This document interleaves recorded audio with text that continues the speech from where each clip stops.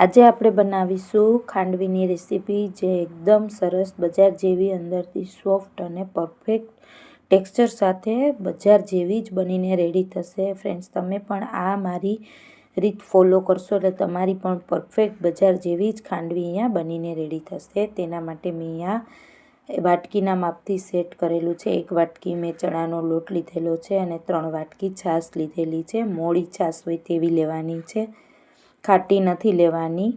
અને તમારે અહીંયા કોઈ પણ ઘરની વાટકી હોય તેનાથી માપ સેટ કરી શકો છો. અને પહેલાં આપણે 1 વાટકી છાશ સામે તમારે અહીંયા 1 વાટકી ચણાનો લોટ મિક્સ કરી દેવાનો છે. એ પણ ચાળીને સરસ લેવાનો છે, હંમેશા ચાળીને જ લેવાનું છે ચણાનો લોટ, એટલે આપણી પરફેક્ટ ખાંડવીનું ટેક્સચર રેડી થશે, ગાંઠા વગરનું. આ રીતે તમારે ચાળી લેવાનો છે સરસ રીતે લોટ. અને ત્યાર પછી લોટ ચાળીને પહેલાં આપણે 1 જ વાટકી છાશમાં મેં આ 1 વાટકી ચણાનો લોટ લીધેલો છે, તેને આપણે એકદમ સરસ રીતે વિસ્કરની મદદથી મિક્સ કરી દેવાનો છે. ચણાના લોટને લમ્સ ના રહે તે રીતે એક જ ડાયરેક્શનમાં હલાવીને. અને આની અંદર મેં ચપટી હિંગ એડ કરેલી છે અને ચમચીના 3 ભાગની હળદર લીધેલી છે. અને પોણી ચમચી મેં આમાં નમક લીધેલું છે, તેને મેં એડ કરી દીધેલું છે. હવે આપણે આને સરસ રીતે વિસ્કરની મદદથી એક જ ડાયરેક્શનમાં હલાવતા જઈને સરસ મિક્સ કરી લેવાનું છે. પહેલાં આપણે 1 વાટકી છાશમાં 1 વાટકી ચણાનો લોટ સરસ મિક્સ કરી દેવાનો છે, લમ્સ ના રહે તે રીતે. ત્યાર પછી આપણે જે 2 વાટકી છાશ લીધેલી છે તેને આપણે એડ કરી દેવાની છે. અહીંયા ખાસ યાદ રાખજો કે છાશ આપણે મોળી લેવાની છે. ખાટી હોય તો 1 વાટકી છાશની સામે 2 વાટકી પાણી એડ કરવાનું છે, એટલે મોળી પડી જાય. ત્યાર પછી જ આમાં એડ કરવાનું છે. અને આ રીતે હવે આપણે આમાં અહીંયા મેં જે 2 વાટકી છાશ લીધેલી છે તે આપણે હવે એડ કરી દઈશું અને વિસ્કરની મદદથી સરસ મિક્સ કરી દઈશું. આ રીતે તમે મિક્સ કરવાથી આપણા ચણાના લોટના કોઈ લમ્સ નથી રહેતા અને એકદમ પરફેક્ટ આપણું ખાંડવી માટે બેટર રેડી થાય છે, તમે જોઈ શકો છો. ત્યાર પછી મેં અહીંયા ગેસ ઉપર એક થોડું જાડું વાસણ લેવાનું છે, જેથી આપણો ચણાનો લોટ જે છે તે નીચે બેસી ના જાય. અને આપણે આને એક વાસણમાં ગેસ ઉપર હલાવતા રહેવાનું છે, મીડિયમ ગેસ ઉપર.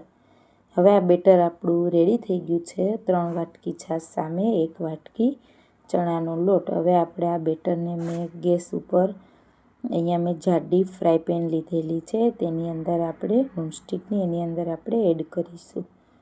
અને મીડિયમ ગેસ ઉપર આને આપણે ગરમ થઈ જાય એટલે ગરમ થવા લાગે એટલે આપણે એક જ ડાયરેક્શનમાં હલાવતા રહેવાનું છે, જેથી તે નીચે બેસે નહીં અને આપણી ખાંડવી પરફેક્ટ રેડી થાય.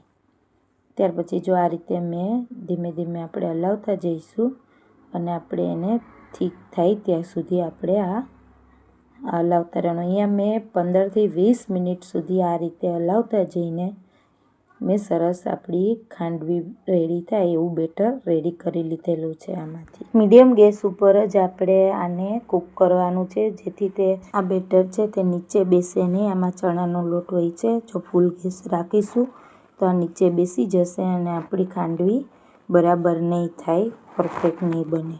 એટલા માટે મીડિયમ ગેસ ઉપર અને આપણે બને ત્યાં સુધી જાડા તળિયાવાળું આપણે વાસણ ચૂઝ કરવાનું છે. તમે આમાં જોઈ શકો છો તેવું થોડું જાડું વાસણ હોય, એના નોનસ્ટિક કરો તો વધારે સારું, કે એમાં બેસવાની ઓછી નીચે બીક રહે છે અને વ્યવસ્થિત આપણી ખાંડવી બનીને રેડી થાય છે.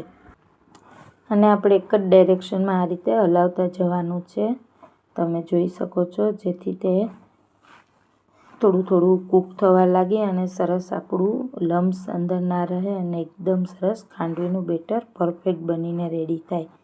મીડિયમ ગેસ ઉપર આપણે આને 25થી 30 મિનિટ કૂક કરી લેવાનું છે. આ રીતે તમે જોઈ શકો છો એ રીતે. આ રીતે હું બેટરને વચ્ચે વચ્ચે હલાવતા જઈ ગઈ છું અને આ રીતે આપણું ખાંડવીનું બેટર બનવા હવે આપણું આવવા લાગ્યું છે, તમે જોઈ શકો છો. હવે બહુ ટાઈમ નથી લાગતો આમાં. હવે આપણી હમણાં પરફેક્ટ ખાંડવી બનીને રેડી થશે. આ રીતે આપણે હલાવતા જઈને આવું બેટર આપણું થાય ત્યાં સુધી આપણે આને કૂક કરવાનું છે. તમે આમાં જોઈ શકો છો કે આપણે કૂક કરતા જઈશું અને આ રીતે હલાવતા જઈશું એટલે આવું થીક બેટર રેડી થશે. અને આ રીતે આપણે હલાવતા જવાનું છે અને એકદમ સરસ થીક બેટર રેડી કરી લેવાનું. મીડિયમ ગેસ ઉપર તમારે રાખશો એટલે નીચે બેસશે નહીં અને એકદમ પરફેક્ટ આવું લમ્સ વગરનું બેટર આપણું રેડી થશે ખાંડવી માટે. તમે જોઈ શકો છો મેં અહીંયા 20થી 25 મિનિટ માટે કૂક કરેલું હતું અને તમે જોઈ શકો છો કે હવે આપણું પરફેક્ટ ખાંડવી માટે બેટર બનીને રેડી થઈ ગયું છે. અહીંયા તમે જોઈ શકો છો કે આવું એકદમ તમારે લમ્સ ના રહે એવું બેટર રેડી થવું જોઈએ. આ રીતે આપણે મીડિયમ ગેસ ઉપર હલાવતા રહેવાનું છે એક જ ડાયરેક્શનમાં, એટલે અંદરથી બી એકદમ સરસ સોફ્ટ થશે ખાંડવી અને આપણું લેયર બી લમ્સ વગર એકદમ સરસ બજાર જેવું જ બનશે. આ રીતે મેં અહીંયા 15થી 20 મિનિટ થઈ છે. હજુ હું 5 મિનિટ માટે એને કૂક કરીશ. તમે આમાં જોઈ શકો છો તે રીતે. આ રીતે આપણે એક જ ડાયરેક્શનમાં હલાવતા જવાનું છે અને બેટરને સરસ પરફેક્ટ ખાંડવી માટેનું રેડી કરી લેવાનું છે.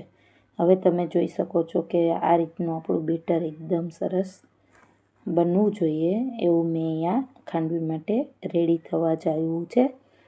આ રીતે મેં બેટરને બનાવી લીધેલું છે ખાંડવી માટેનું. ત્યાર પછી હવે આપણે આવું થીક તમારે કરવાનું છે. તમે આમાં જોઈ શકો છો એવું, અને ફ્લફી પણ આવું બનાવવાનું છે લમ્સ ના રહે તેવું. હવે મેં અહીંયા એક પ્લેટ લીધેલી છે, એની ઉપર મેં થોડું ઓઇલ ગ્રીસ કરી લીધેલું છે અને તેની ઉપર આપણે આ જે ખાંડવીનું બેટર રેડી કરેલું છે તે આપણે એડ કરીને એને સરસ આપણે સ્પ્રેડ કરી લેવાનું છે આખી ડીશમાં સરસ રીતે. મેં આ રીતે સરસ રીતે ધીમે ધીમે આપણે આખું બેટરને સરસ સ્પ્રેડ કરી દેવાનું છે સરસ રીતે, અને પાતળું બને ત્યાં સુધી રાખવાનું છે જેથી આપણા બધા જ ખાંડવીના લેયર એકદમ સરસ પાતળા થઈને રેડી થશે બજાર જેવા જ. ફ્રેન્ડ્સ તમે જોઈ શકો છો આ રીતે સરસ આપણે પાથરી લેવાનું છે પ્લેટ ઉપર અને થોડીવાર ઠંડુ પડવા દેવાનું છે પ્લેટમાં. થોડું ઠંડુ થાય ત્યાર પછી આપણે આના ખાંડવી માટે એના પીસ રેડી કરીશું. આ રીતે મેં સરસ રીતે બધામાં જ ખાંડવીનું બેટર સરસ પાથરી લીધેલું છે અને હવે આપણે એને 5થી 5 મિનિટ માટે એને ઠંડુ પડવા દઈશું એટલે આપણી પરફેક્ટ ખાંડવી બનીને રેડી થશે. હવે 5 મિનિટ મારી અહીંયા થઈ ગઈ છે તો મેં આ પિઝા કટરની મદદથી તેના મેં આ રીતે પીસ કરી લીધેલા છે અને આપણે આની ખાંડવી આપણી ઇઝીલી આપણે બનાવી શકશું. આ રીતે ફોલ્ડ કરી શકશું. તમે જોઈ શકો છો આ રીતે ધીમે ધીમે તમારે આ બનાવવાનું છે. આમાં સેજ બી ઉતાવળ નથી કરવાની, શાંતિથી આ કામ કરવાનું છે તમારું. તો તમારી પણ આવી એકદમ સરસ પરફેક્ટ ખાંડવી બનીને રેડી થશે ફ્રેન્ડ્સ. તમે જોઈ શકો છો કે એકદમ સરસ અહીંયા મારી ખાંડવી બનીને રેડી થઈ ગઈ છે. આ રીતે મેં અહીંયા બધી જ ખાંડવી રેડી કરી લીધેલી છે. આ બેટર ઠંડુ પડે અને આ રીતે તમારે થોડુંક એવું હોય તો ટેસ્ટિંગ કરી લેવાનું. સેજ પાથરીને તમારી આ રીતે ફોલ્ડ થવા લાગે તો આપણું પરફેક્ટ ખાંડવી માટે બેટર બનીને રેડી થઈ ગયું છે. તો તમે પછી બધી જ પ્લેટમાં આ રીતે ખાંડવી બનાવી શકો છો. અહીંયા મારો એકદમ સરસ કલર આવેલો છે જોઈ શકો છો તમે, અને પરફેક્ટ ખાંડવી બનીને રેડી થઈ ગઈ છે. આ રીતે મેં અહીંયા બધી જ ખાંડવીને બનાવીને રેડી કરી લીધેલી છે. અને આપણે શાંતિથી જ આપણે આ કામ લેવાનું છે. ધીમે ધીમે જ આપણે આ રોલ બનાવવાનો છે, નહીંતર આપણું આ રોલ તૂટી જશે. આ રીતે આપણે બધી જ પ્લેટ ઉપર જેમાં મેં પાથરેલું છે આ બેટર ખાંડવીનું, તેમાં આપણે આ રીતે શાંતિથી જ આપણે આનો રોલ બનાવી લેવાનો છે એટલે આપણી આ ખાંડવી અહીંયા બનીને રેડી થઈ જશે ફ્રેન્ડ્સ. આ રીતે મેં અહીંયા બધી જ ખાંડવીને કાઢી લીધેલી છે. આ રીતે મેં તમે આમાં જોઈ શકો છો એ રીતે પિઝા કટરના મદદથી પીસ કરીને આપણે ખાંડવીને બનાવી લેવાની છે. આ રીતે તમે આ લેયર જેટલું પાતળું કરશો તેટલા આપણા ખાંડવીના જે લેયર છે તે એકદમ સરસ પાતળા બનીને રેડી થશે અહીંયા. અને જાડું રાખશો તો તમારી ખાંડવી જાડી બનશે. ખાંડવીના લેયર જાડા બનશે. એટલે બને એટલું આપણે પાતળું પાથરવાનું છે આ બેટર જે છે ખાંડવીનું તે. એટલે ઇઝીલી આપણે આ રીતે સરસ પાતળા પાતળા લેયર સાથે ખાંડવી બજાર જેવી જ રેડી કરી શકશો ફ્રેન્ડ્સ. તમારે ઓરિજિનલ ટેસ્ટ જોતો હોય ખાંડવીનો તમે તો આ રીતે જ ખાંડવી તમે બનાવજો ફ્રેન્ડ્સ. પરફેક્ટ બજાર જેવી જ બનીને રેડી થશે.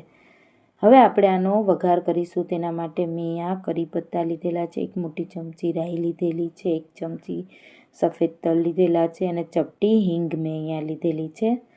આ બધા જ મસાલાને હવે આપણે આ વઘાર માટે યુઝ કરવાના છે ખાંડવીના. તેના માટે મેં અહીંયા એક વઘારિયામાં 4 ટેબલ સ્પૂન તેલ ગરમ કરવા રાખેલું છે અને તેની અંદર મેં પહેલાં રાઈ એડ કરવાની છે. રાઈ આપણી સરસ ફૂટવા લાગે ત્યાર પછી જ આપણે આની અંદર તલ એડ કરવાના છે, મીઠો લીમડો એડ કરવાનો છે એટલે કે કરી પત્તા, અને ત્યાર પછી આપણે આની અંદર હિંગ એડ કરીશું.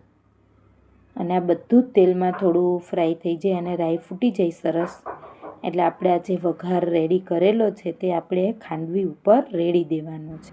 તમે અહીંયા જોઈ શકો છો કે આપણો આ વઘાર એકદમ સરસ રાઈ સરસ ફૂટી ગઈ છે અને તલ સરસ ગોલ્ડન બ્રાઉન થઈ ગયા છે. આ વઘાર આપણો સરસ રેડી થઈ ગયો છે. હવે આપણે આ ખાંડવી ઉપર મેં અહીંયા એડ કરી દીધેલો છે અને થોડા ઉપરથી મેં અહીંયા ધનિયા સ્પ્રેડ કરી દીધેલા છે. અને આપણી આ એકદમ પરફેક્ટ ખાંડવી બજાર જેવી જ બનીને રેડી થઈ ગઈ છે ફ્રેન્ડ્સ.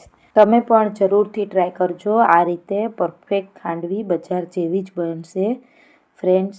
અને આ રેસીપી સારી લાગે તો મારી ચેનલને જરૂરથી લાઇક, સબસ્ક્રાઈબ અને શેર કરજો. Thanks for watching my video. સાથે સાથે બેલ આઇકનને જરૂરથી પ્રેસ કરજો ફ્રેન્ડ્સ, જેથી આવી સરસ નવી વાનગી જોવા સૌપ્રથમ મળે.